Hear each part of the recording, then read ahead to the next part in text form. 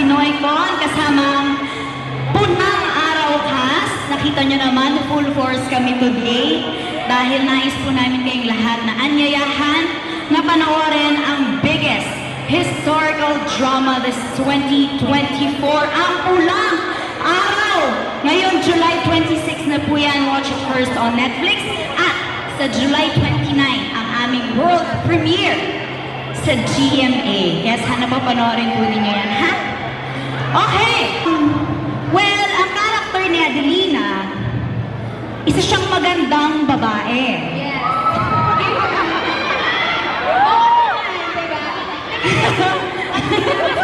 Ang chismis sa akin. Ano chismis ba sa'yo? Ikaw daw ay isang selfless Filipina. Of course. Magsisimula po ang storya ng Pulang Araw, wala pa pong gera.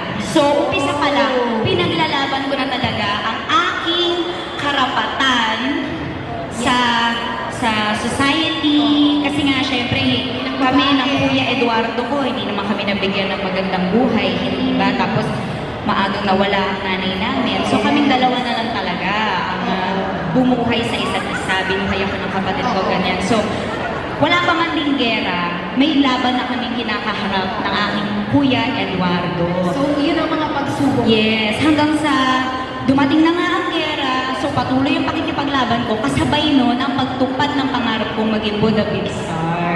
Ay, so bituin ng Boda bilang gusto ni Yes, Teresita. Ikaw din ba? Ano na ba yung gusto mo? Parehas kami, ano kami, parang duo, ganyan.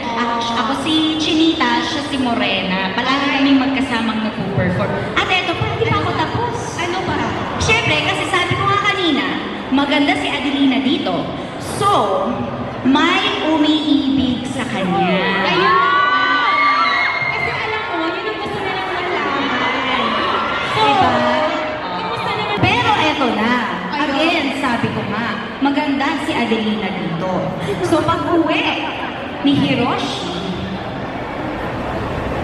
parang mahal niya din ako. O bakit? Nakita niyo yung trailer? O, sinong yumakap? Sinong humalik? Di ba siya? Ako ba? Okay na yan. Ipakita niyo nga. Di ba? May ebidensya. O, di ba? Tayo dapat, ano lang tayo? Submissive lang tayo. Oo, susunod lang tayo. Pero pag kunyari hinawakan ka na sa bewang, hindi ba? Pag hinawakan ka na sa mukha, syempre kikis ka na rin ng kaunti. Onti lang. Onti lang. Eh, ito na nahuli tayo ng Ate Teresita eh. Oo, paano ngayon yan? O, di mas lalong lumala ang conflict naming pamilya, di ba? Correct. Kaya naku, marami po talaga kayong aabangan kay Adelina at sa Pulang Araw. So, alam na nga natin, di ba, na umiibig si Adelina. Eh, si Oo. Barbie kaya. Hindi, charot lang. Huwag na. Ako na sagutin. Ako na sagutin.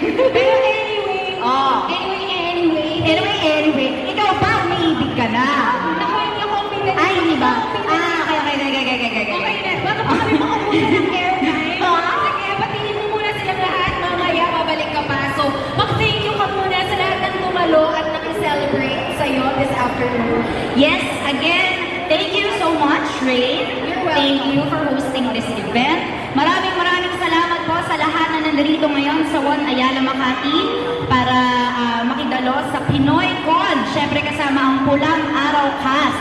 Maraming salamat po and sana po nag-enjoy kayo na makita ang inyong mga paboritong artista, diba? Nandito si David, nandito si Sanya, nandito si Dennis, at syempre si Alden, diba? Andito kumpleto kaming maghahandog ng saya sa inyo, kaya sana po ay magustuhan ninyo at mag-enjoy kayo ngayong hapong ito.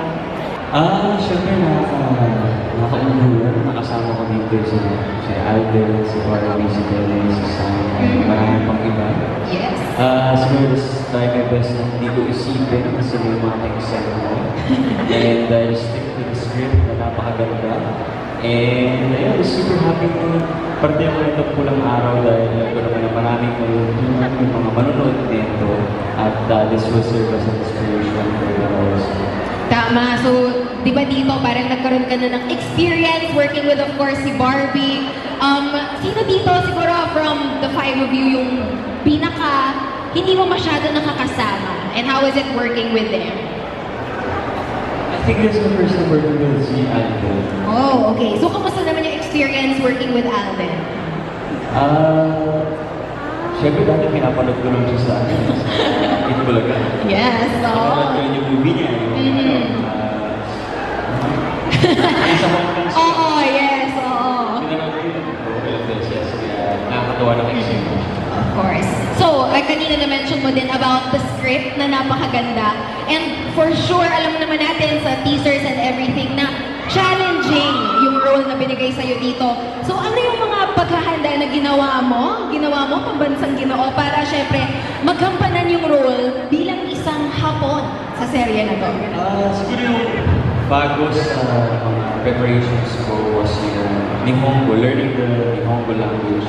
With the help of my napakagaling na language coach. Coach, yes. Kailan pa kayo nagsimula mag-aral ng Nihongo?